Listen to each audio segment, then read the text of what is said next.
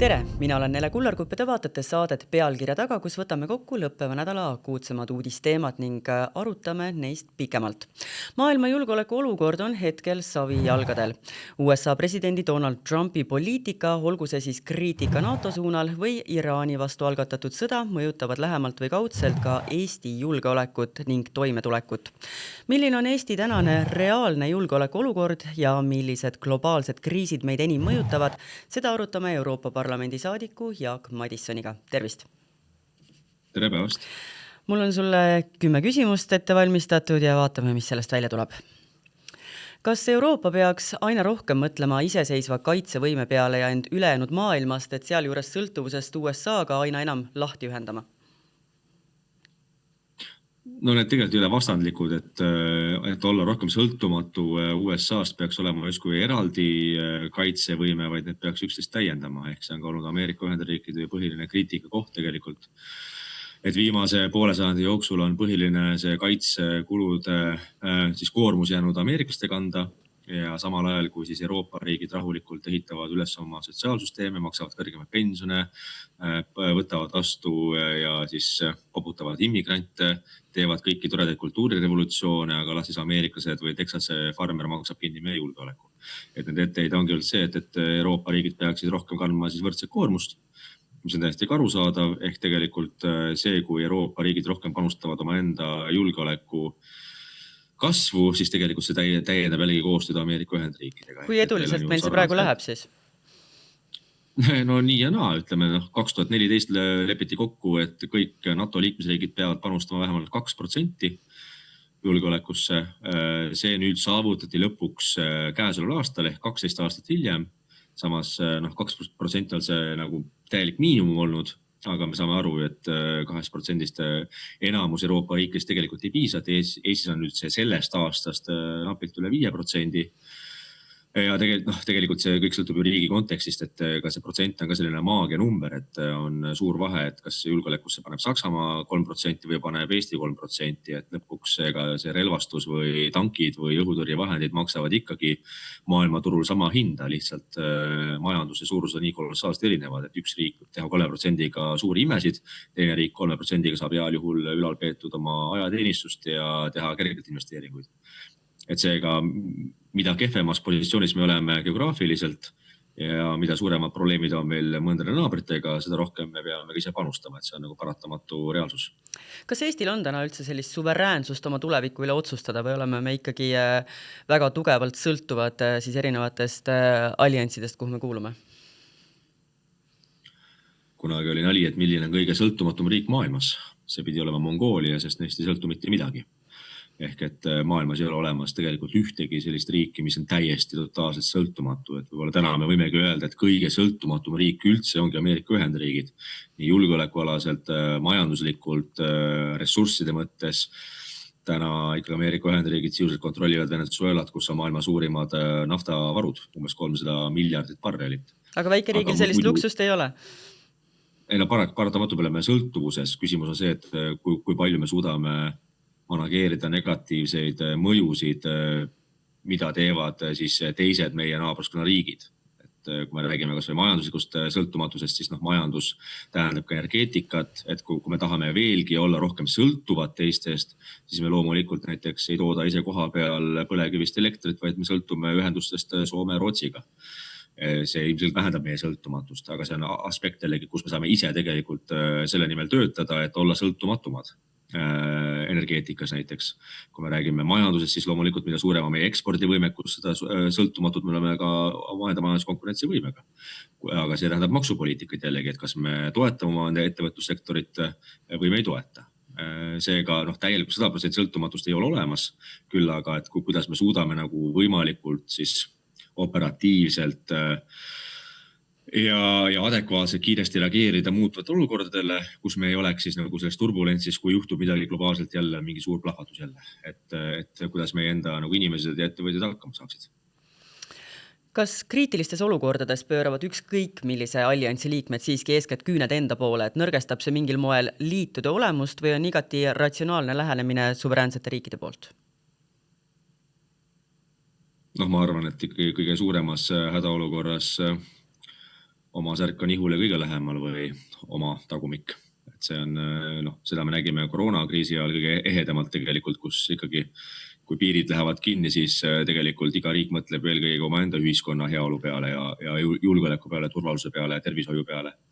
Et loomulikult tehakse koostööd alliansi raames või kas või Euroopa Liidu raames siis, kui seal on võimalik teha ja kui nähakse, et see on liiga negatiivsete mõjudega oma enda riigile või ühiskonnale, siis tehakse küüned enda poole, et see nõnda on, eks nagu me näeme ka seda praegu julgeolekuga, et me võime palju teha kaunid suuri sõnu, et me toetame Ukrainat, aga fakt on see, et suurim sõnategija on Hispaania, aga Hispaania on reaalselt abi jäänud näpu otsaga. Et loomulikult, et see pole nende prioriteet, see pole nende huvi eriti, seega ilusad sõnad ei maksa midagi, aga päris aitamine on juba reaalsete rahanumbritega. Aga õõnestab see siis mingil moel seda olemasolevate liitude sellist olemust ja eesmärki? Iga liit püsib nii kaua, kui piisavalt palju on ühiseid huvisid, mis see liitu koos hoiab. Et hetkel, kui me räägime Euroopa Liidust, siis Euroopa Liit püsib nii kaua, kui on piisavalt kasulik see kõigile liikmesriikidele. Mis tähendab seda, ütleme, et Euroopa Liit ühel päeval võib ka kas laguneda, muutuda uuteks ühendusteks. Et ega siis kaubandus või majandussuhted on alati olnud ka enne Euroopa Liitu jäävad olema peale Euroopa Liitu või samamoodi NATO-ga, et ega NATO-st on väljas käinud vahepeal Prantsusmaas uuesti liitunud.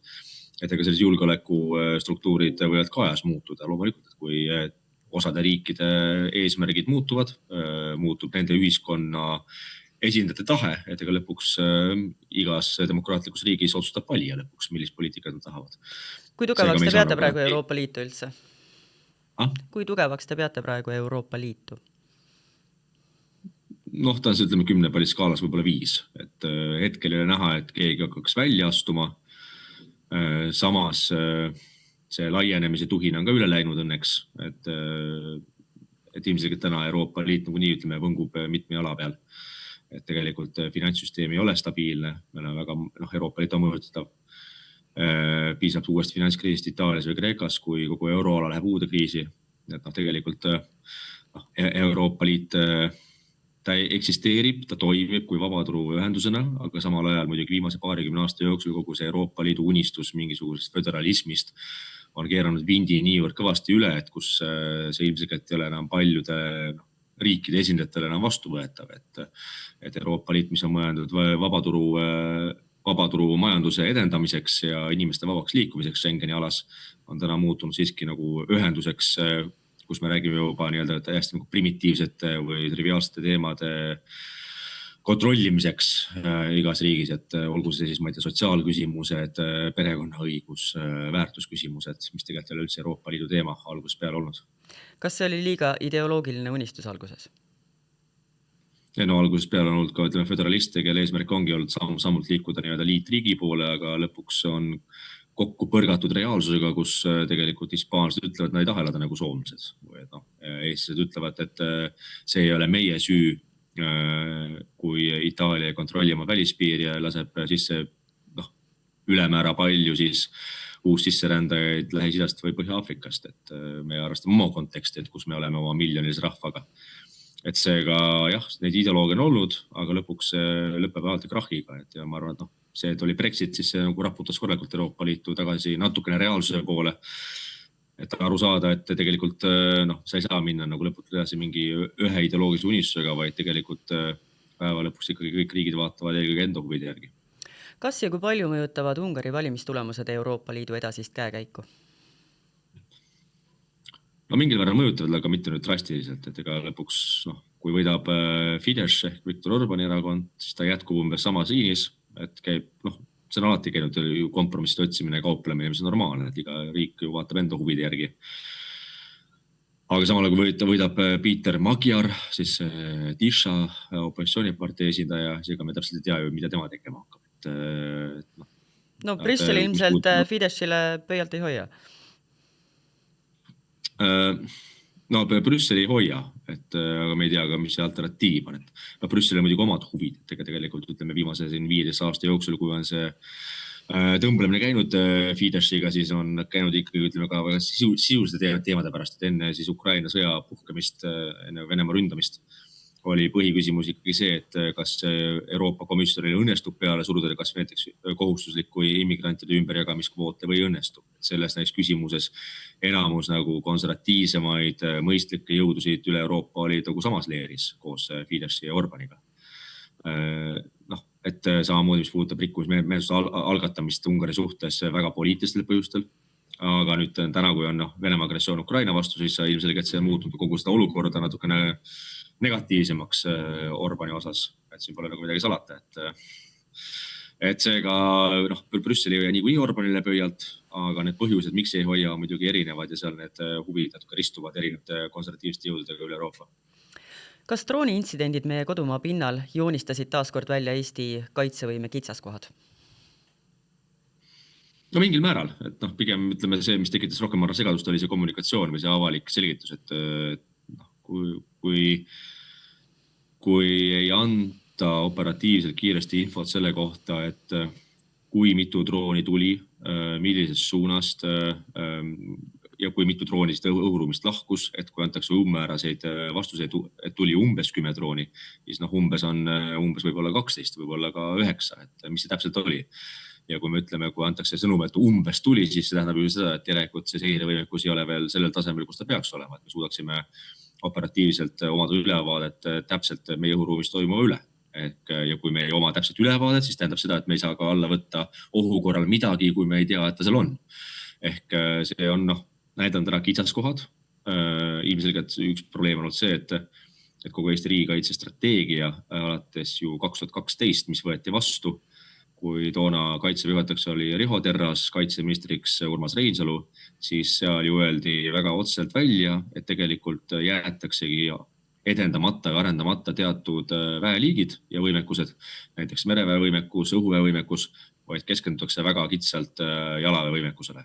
Ja ka toonane kaitseväe juhataja Terras ütles, et jah, me võtame sellega teatud riski, aga me teeme seda, kuna see on nende toonases hetkes kõige parem lahendus.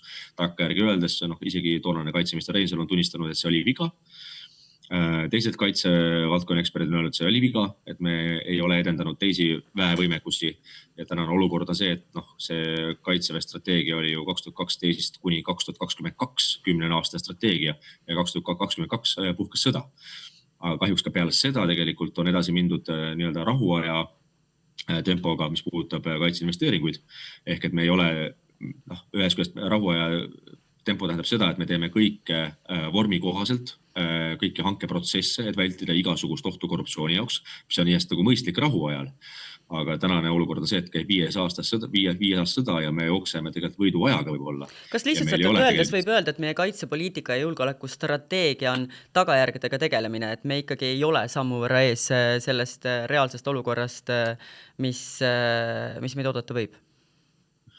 Jah, mingil määral kindlasti ja samas see on ka osaliselt paratamatu, et loomulikult, et veel 10 aastat tagasi ei osanud keegi arvata, et milliseks kujuneb droonivõimekus. Et see oli ka niisugune nagu nähtamatu tulevik, aga samas jällegi ennustati 10 aastat tagasi, et sõjapidamine läheb väga üübertehnoloogiliseks, intelligentseks ja et enam ei ole kohta tänapäeval siis kõige labasematele tankiarmeedele ja massisõjaväele. Tegelikult on, et aga lihtsalt, et kõik on põimunud erinevateks valdkondadeks, kus sõjapidamine käib nii tehnoloogiliselt läbi satelliitide, käib droonidega, käib ka tavalise lihtarmeega ja jalaväega ja tankidega. Et nagu me näeme Ukrainas, et ega need vanad sõjapidamisviisid ei ole mitte kuskile kadunud, vaid tulevad uued viisid juurde, millega tuleb tegeleda. Et eks operatiivselt loomulikult tulebki tegeleda ka uute võimekustega, mis esinevad sõjapidamises, aga probleem ongi pigem olnud see, et viimase alates 2022 ei ole tehtud operatiivselt riigikaitse hankeid kiiresti saada neid auke lapitud, kas või Haimarsite hankimine, et aasta aega oli sõda kestnud Ukrainas, kui alles kuulutati välja hange Haimarsite ostuks, et tegelikult aasta aega läks raisku. Ja kui me räägime droonivõimekusest, siis loomulikult, et praegu on hanked käimas, aga need hanked oleks pidanud käima juba 2022-2023 ja need oleks pidanud valmis olema juba. Et täna loomulikult neid auke lapitakse, tegeldakse ja liigutakse õiges suunas kahtlemata. Aga selleks, et kui me väidame, et või kas või kaitseväe esindajad väidavad, et meil on olemas täielik ülevaade õhuruumis toimuva üle, me suudame teostada seiret, siis see peab väljendama ka selles, et antakse operatiivselt adekvaatset infot avalikkusele, et me teame täpselt, mis juhtus, kus juhtus, miks juhtus ja et meil on võimekus nad alla võtta vajadusel, aga aga siis, kui see tõesti on otsene oht mingitele tsiviilobjektidele, elamutele, kortermajadele, lasteaedadele. Et see kõik sõltub vastavast olukorrast, et kas tasub maha võtta või ei tasu maha võtta. Et nii nagu Ukrainas näeme, et alati nagu drooni ei ole või mõistlik isegi maha võtta, sest et see järgnev kahju on suurem, kui see droon ise tekitada üldse suudab. Et see on alati kõik suhteline ja sõltub olukorrast. Kas me oleme täna Ukraina sõja lõppemisele lähemal kui mõned aastad tagasi või tegelikkuses pole USA vahendatavad rahukõnelused mingeid edusamme toonud? No me oleme iga päevaga lähemal surmale, kui me olime eile. Aga kui me võime ennustada, et 4 aastat ja peaaegu 2 kuud on sõda käinud, siis tõenäoliselt järgmised 4 aastat ja 2 kuud see sõda enam ei käi. Et ehk me oleme kindlasti lähemal mingile rahule. Küsimus see, et kui püsiv see rahu on, mis tingimustel.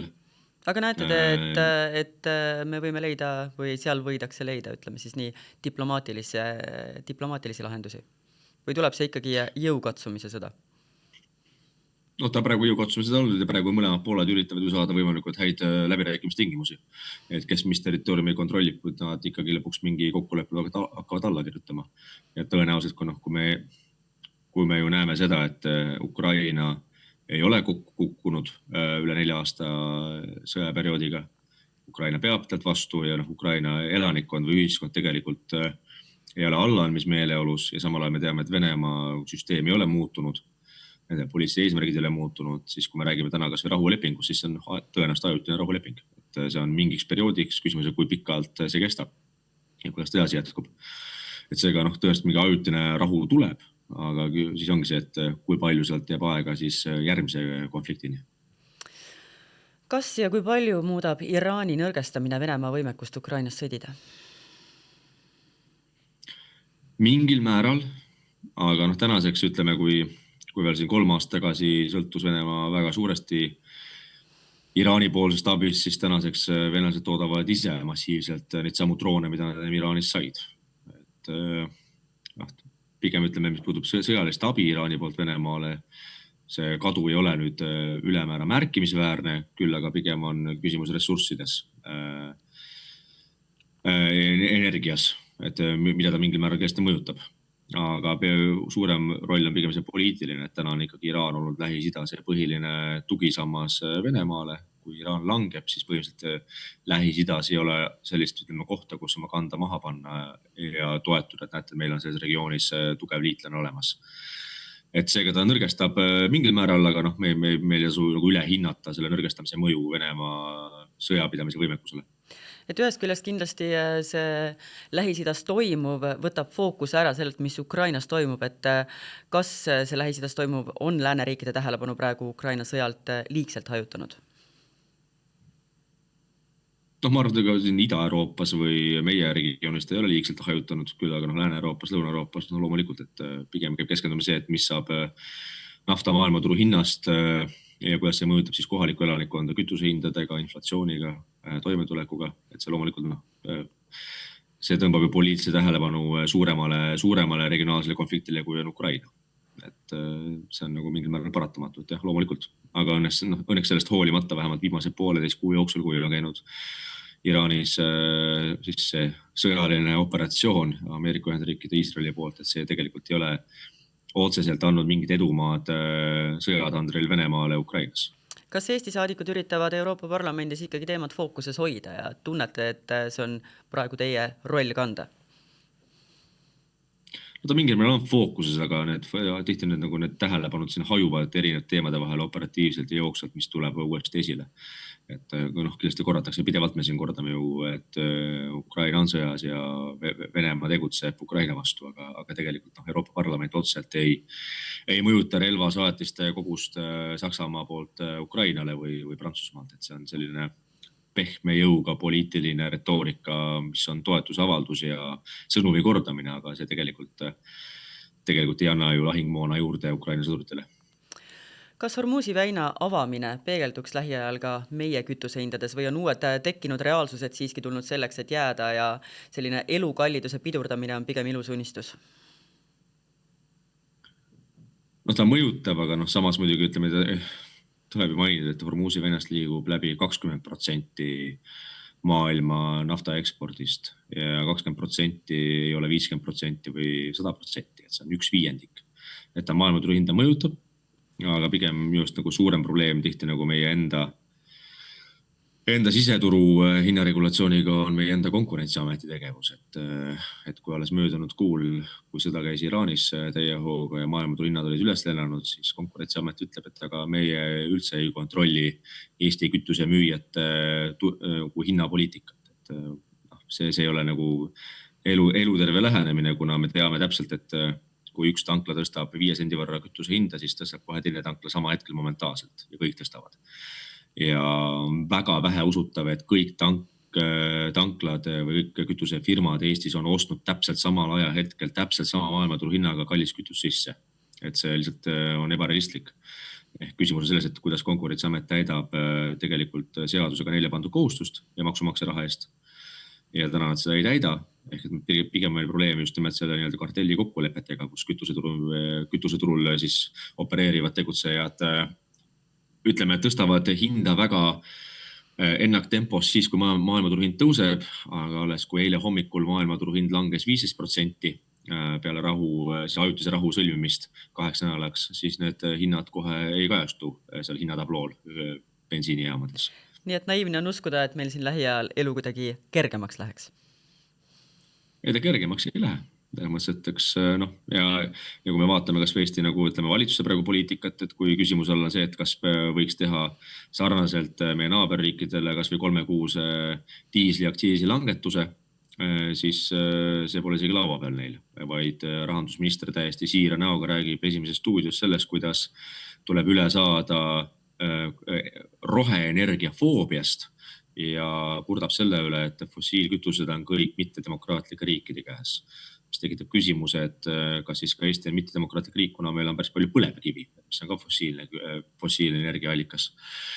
Et aga lõpuks ütleme, tuleb ju nentida, et ka valimistel on tagajärjed ja lõpuks demokraatias tähendab seda, et nii nagu ühiskond valib endale esindajad parlamenti, kes määrab paika valitsuse, sellist poliitikat me saame. Et ega tuleb öelda, et Eesti on kindlates kätes nagu 2023 lubati. Ja Eesti valija andis oma hinnangu ja täna me elame selles olukorras nii nagu valimistulemused peegeldasid. Kui Eesti inimene tunneb, et natukene valus on, siis tuleb ütleme korrigeerida oma valikuid, mida saab teha juba 11 kuu pärast järgmistel valimistel. Seniks aga tuleb ellu jääda. Aga kui me räägime praegu me rääkisime Eesti julgeolekust, siis lõpetuseks, et mis teie hinnangul on meie julgeolekut silmas pidades hetkel kõige suurem selline risk või murekoht? Ma arvan, suurim murekoht on alati inimeste enda valmidus, et see on palju inimesi, kes ju küsivad, ma arvan, me paljude käest küsivad kommentaarid, et kas nüüd läheb asi hullemaks ja kas peaks hakkama kuskil ära sõitma.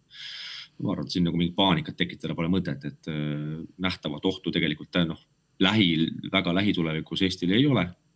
Mis tähendab seda, ütleme, et see ei ole siis natukene keskpikas tulevikus realistlik, aga samal ajal ei tasu nagu mingit paanikat külvata, aga samas ei tasu ka elada kuskil unelmas, et kõik maailma probleemid lähevad kindlasti meist mööda, et tihti nad ei lähe. Ja see on küsimus, kuidas meie ühiskond ise nagu valmis.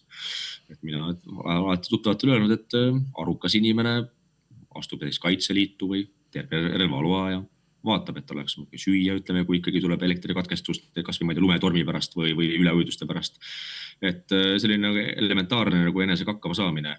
Et kui on kriisiolukord, vahet ei ole milline kriis, see peab olema sõjaline kriisi tingimata.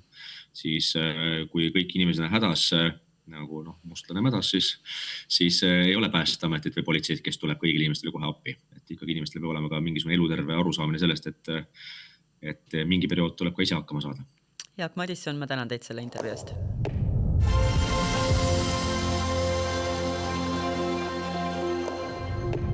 Nüüd aga võtame fookusesse ühistranspordivõrgustiku ning sellega seotud kitsaskohad. Miks on bussiaegade nihutamine pea võimatu ning kuidas sõltub meie igapäevaelu ühistranspordist? Seda arutame tegevtoimetaja Tannar Leitmaaga, kes antud teemal usutles Regionaal- ja Põllumajandusministeeriumi ühistranspordiosakonna nõuniku Hannes Lutsu. Tervist! Tere! No ideaalses maailmas oleks ühistranspordi kasutajate kõik vajadused bussi, rongi ja trammiliinidega kaetud, aga tegelikkus on midagi muud ehk keeruline on luua sellist autovaba ühiskonda. Et kui sa suhtlesid selle Hannes Lutsuga, siis mis need peamised põhjused olid, mis sealt välja joonistusid, et miks see auto koju jätmine? Ma saan aru, et sellistes tihedamates asustustes nagu Tallinn, Tartu, Pärnu ja nii edasi on see nagu peaaegu et võimalik, aga kuskil hajaasutustes mitte nii väga. Ega see on teema, on nagu kõik teisedki ühiskondlikud teemad, on asi nagu raha taga. Ega, no ma ütlen täitsa ausalt, ma olen nagu kohutavalt naiivne kesklinna laps on ju, et mul autot ei ole, ühistranspordiga sõidan ainult siis, kui taevas buss nuge saab. Ja kõiki muid asju väga Tallinnast ka välja ei kipu. Ja tõesti Tallinnas nagu see autovaba liikumine on nagu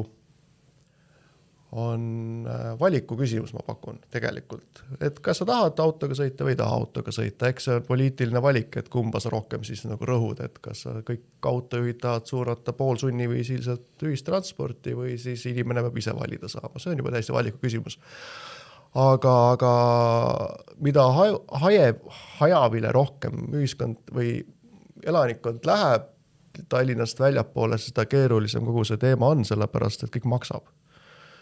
Ja kui on ikkagi mingisugune selline kaugem piirkond, minu vaarisad elasid Võru ja Põlvamaa kandis, et kui ma seal käin, siis see tunnetus on hoopis teine, et ega seal ilma autota ei saagi.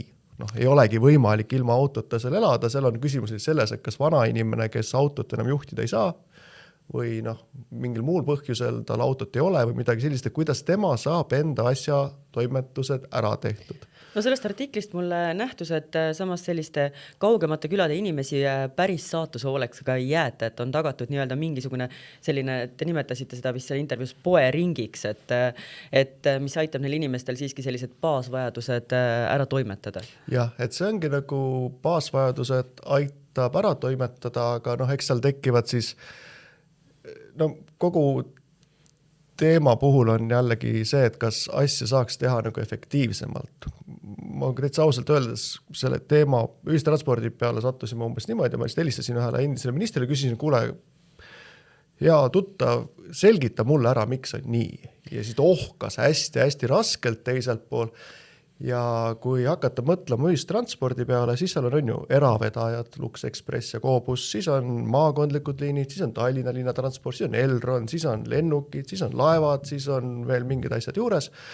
Ja igasse sellesse sektorisse läheb mingi hulk raha. Ja kui sa hakkas seda ümber liigutama, siis kõik saavad aru, et ka meditsiinis näiteks samamoodi saadaks aru, et äkki peaks kuskil midagi nagu kokku tõmbama, sest kui niimoodi edasi minna, siis meil ei ole raha selle jaoks.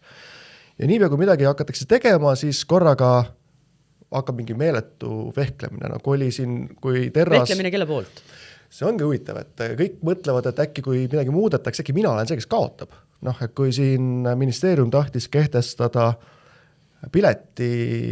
piletimüügi õpilastele ja pensionäridele, siis huvitaval kombel inimesed, kes on nagu ministrina olnud selle asjaga seotud, nemad kõik ütlesid nagu omavahel ka, et kuule, see on jumala, seda peab tegema, sest raha on kuskilt vaja. Aga kas see piletitest saadud tulu läheb sihtotstarbelises kasutus? Ta peaks jääma sisse küll, et aga seal ongi see sama vaidlus, et kas pärast ta intervjuud helistas mulle härra Buss, ütleme siis niimoodi, ehk siis kõige tähtsam Eesti ühistranspordi ärimees ja tema nagu ütles, et miks seda rööbasraudteed või rööbas ühistransporti ja miks seda nii palju raha sinna alla pannakse. See on alati vaidlusküsimus, kas peaks Tartu Riia näide on näiteks, et seal ei ole ju mõistlik, et see nii palju maksab. Aga mingil põhjusel tehakse, see ongi selline koht, kus see raha läheks sinna sisse selleks, et seda üldse nagu praeguselgi kombel nagu üleval hoida, peaks lisaraha tulema kuskilt, kas eelarvest või siis sealt kohast. Kuna eelarvest tihtilugu öeldakse, et raha ei ole või kõik läheb kaitsesse, siis mõeldi, et otsime ise. Aga nagu alati niimoodi juhtub, siis korraga tuleb vaesed ja väetid ja sinna see kõik nagu läheb. Ja ka Reformierakond ju tõmbas sellele kõigele piduri peale. Kuigi Reformierakonna seest öeldi, et see reform nii ja naa oli hästi poolik ja kõik muud asjad. ehk siis läheme samamoodi edasi ja loodame, et kuskilt tuleb lisaraha, et see on nagu pidevalt selline esimene valik Eesti riigis, et ärme teeme mitte midagi, sest äkki läheb nagu pekki või äkki keegi kaotab, äkki see kaotaja olen mina. No me teame seda, et meil autojuhid praegu ägavad sellepärast, et kütusehinnad on niivõrd kõrged, aga kui kiiresti kajastuvad kütusehinnad ühistranspordi piletihindades, et mis see selline periood on, et kus nad hakkavad nügima seda piletihinda kõrgemale? No kui ma Hannes Lutsu usun, siis kõige suurem mõju on ikkagi inimesel ehk tööjõul. Et bussijuht ei ole, väidetavalt sõidab mingites piirkondades Eestis juba Tadžikist toodud bussijuhid, sellepärast et Eesti inimeste bussijuhtide palgasoov on piisavalt kõrge, seda suudab pakkuda Lux Express. Aga jõudsid selle juurpõhjuseni, miks meil on bussijuhtide puudus? Kus meil ei ole puudust? Ei päriselt, kui meil nagu alates teenindajatest, alates hooldajatest, kõikide soov palga mõttes Eestis on piisavalt suur. Eestis on ka piisavalt nagu meil on tööjõupuudus, mitte nagu tööpuudus, tundub vähemalt. Mingites sektorites muidugi on tööpuudus ka, aga sa ei lähe selle palga peale.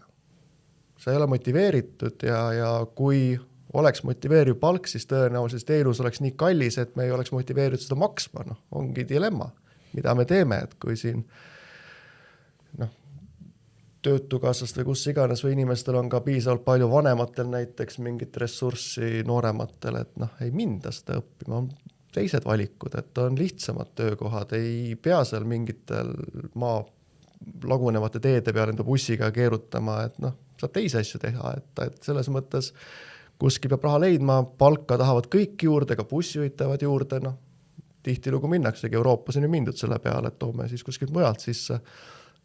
Küll mitte väga kõva häälega ei räägita sellest, aga niimoodi see toimib, et see inimeste palgasoov ja inimeste vähesus on suurem probleem kui see kütusehind. Aga kütusehind kindlasti ka, sellepärast, et kui eelarve pannakse paika, ei ole niimoodi, et jätame siin lihtsalt puhvri, et äkki midagi juhtub, et pigem ikkagi planeeritakse suhteliselt täpselt ära ja kui korraga sul siin kütus kallimaks läheb, siis see lõikab ikka kuskilt. No me mõlemad teame seda, et ajakirjanikele heidetakse tihti ette, et kogu aeg kõik, mida lugeda, vaadata telekas saab kõik on nii negatiivne.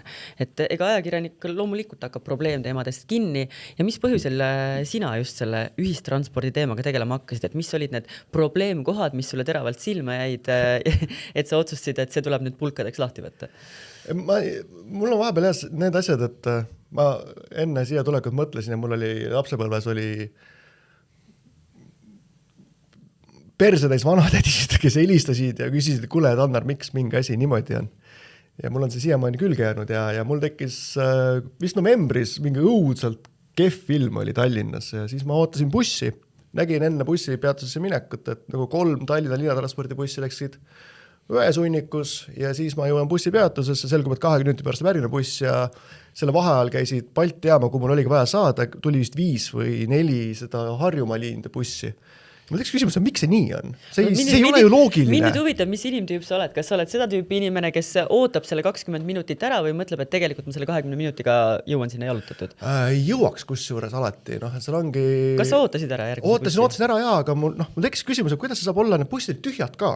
Nad olid nagu tegelikult sõitsid seda liini, bussid olid tühjad, aga ma ei saa sinna peale. See ei saa ju olla raha nagu mõistlik kasutus. Ja siis tuli veel mingisugune probleem veel, et vist oli niimoodi, et Eldron liigutas kas Viljandis või kuskil kohas enda rongiliini 10 minutit ühele või teisele poole.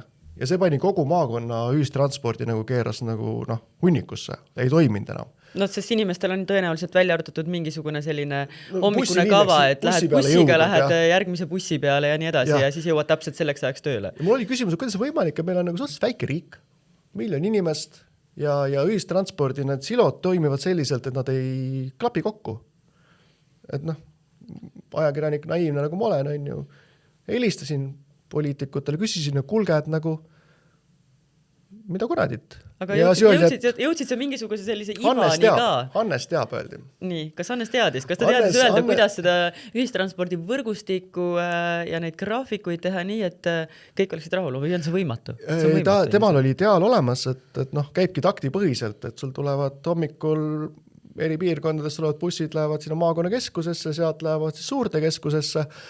aga nagu ka kõik teised ütlesid, et huvid on nii suured, et noh, ongi see hirm, et kui sul ikkagi mingi kohalik omavalitsus tunnetab, et noh, nende nagu, no me ju mäletame, siin Tallinnas oli, et liigutati vist bussi number 8 100 meetrit ühele või teisele poole, milline mürgel lahti läks.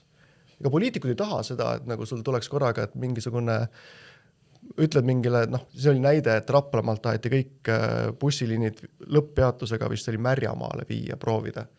Et no Märjamaalt saab nii Tallinnasse kui Pärnusse lihtsalt. Et ma saan aru, et see seaduspära, et see poliitik, kes tõstab alkoholi hinda, kandub nüüd üle ka sellele, et see poliitik, kes läheb ühistranspordi kallale, et võib oodata järgmistel valimistel kaotust. Mul on tunne, et see on nagu igas valdkonnas, et sa nagu seda võitu või seda kasu sa näed ju seda alles mitme aasta pärast. See valimistel hääli ei too, pigem toob see, et noh, vanatädi, meie leiame üles vanatädi, kes ei saanud bussi peale, otsime, kes on süüdi, no ikka keegi lõpuks on süüdi ja kuigi 3 aasta pärast jumala hea ja kõik hästi töötada, aga sinna läheb aega ja seetõttu pooli asju ei teha ja raha lihtsalt kulub. No, aga mis see tõdemus teil selle intervjuu lõpuks oli siis koos härra Lutsuga, et kas oligi see, et probleemkohad esinevad, neid parendada põhimõtteliselt on, kui mitte võimatu, siis äärmiselt keeruline kindlasti, kui rahalaeva kuskilt tulemas ei ole ja on nagu on? No ma siiski... Et lihtsalt selgitasite inimestele ära, miks mingisugused probleemkohad Seda eksisteerivad. ma üritasin, aga eks seal ongi nagu poliitiline julgus on ju, et ega praegu ma arvan, et see pileti hinna kehtestamine, mingid asjad saaks tehtud, kui valitsuse reiting ei oleks nagu nii põhjas. Et ega noh, me ju teame riigi rahalist olukorda, mingid asju peab muutma hakkama. Küsimus ongi selles, et kas me nagu kas praegu on seda poliitilist mandaati, julgust ja kõike muid võimalusi väljakutseteks või on tõenäoliselt prioriteetide hulgas see ühistransport ei ole praegu seal esi 3 kindlasti mitte, esi 10 võib-olla mitte. Ma ei ole kindel, arvestades erakonda, mis on praegu kõige populaarsem, minu teada Isamaa ikkagi mõtleb regionaalselt ka päris nagu laialt kohati, nii et ma üldse ei ütleks, et ühistransport ja see, kuidas mingites piirkondades liikuda saab, ei ole nende jaoks teema. Võib-olla jah, et noh, ei ole sellist, et inimesed autost automaksuga bussidesse, aga kindlasti on teema, et seal nagu elu toimiks, et seda nagu kõik Tallinnasse kolima, seda ma arvan, et ei juhtu, aga noh, küsimus ongi, et kas meil siin palju meil bussiliine jääb, millal see neetud tasuta ühistransport just, ma tahtsin ka sinna jõuda, et intervjuu aeg on üürike ja kappame kiirelt ja selle ühistranspordi teemaga üle, et mille arvelt tuleb tasuta ühistransport, et kas liinivõrgu korrastamise, veeremi kvaliteedi või hoopis mingi 3. asja arvelt? See on hea küsimus, ma oleks pidanud seda ise küsima Hannes Lutsu, kes ma ei oska sulle vastata, aga fakt on see, et nagu kuidagi on minu tunnetuse järgi, mul on ajakirjanduses kogemus peaaegu 20 aastat ja minu nagu tunnetus on, et ajakirjanike nagu selline ja kogu ühiskonna fookus on läinud kohati, et kui sul on midagi, mida sa saad teha vaeste väetite jaoks, siis sente ei loeta ja teiselt poolt see tekitab olukorra, kus raha põleb ikkagi totaalselt. Et tasuta ühistransport Tallinnas võib-olla jah, ma ei tea, kuidagi pidi ta nagu, noh, tegelikult sa ei saa seda ära võtta. Inimesed on nagu, siin on liiga palju, liiga lärmakad ja see tegelikult toimib. Tallinna linnas, kus nagu on ummikud kogu aeg, aga mingites kohtades see nagu ei ole loogiline. Savisaare populistlikku ideed siin küll kritiseeriti väga palju, kui see tasuta ühistranspordi idee siin Tallinnas läbi suruti, aga nüüd ta on jäänud. Nüüd ta on jäänud ja keegi ei julge seda ära kaotada. Ei, muidugi mitte. Ma pakun, et kui praegu tuleks keegi poliitik välja ideega, et teeme Lipo, linnapood oli see vist midagi. Ma arvan, et öeldes ka, et vaesite väetid, toidu hind on kallis, teeme ära, mis siis, et see nagu põletab raha, aga no see on muutunud kuidagi ühiskonnas ja see, et see on vist keinsistlik majandusloogika, et kui sa tahad mingis valdkonnas midagi saavutada, siis no, eesmärk on olulisem kui see, et kas raha on või ei ole. Tanner, ma tänan sind selle intervjuu eest ja ma loodan, et 20 minutit tänases tuules sa enam bussi ootama ei pea. Aga meie läheme nüüd pildiga Tallinna tänavatele, kus uurisime rahvalt, kuidas on nemad rahul meie ühistranspordiga.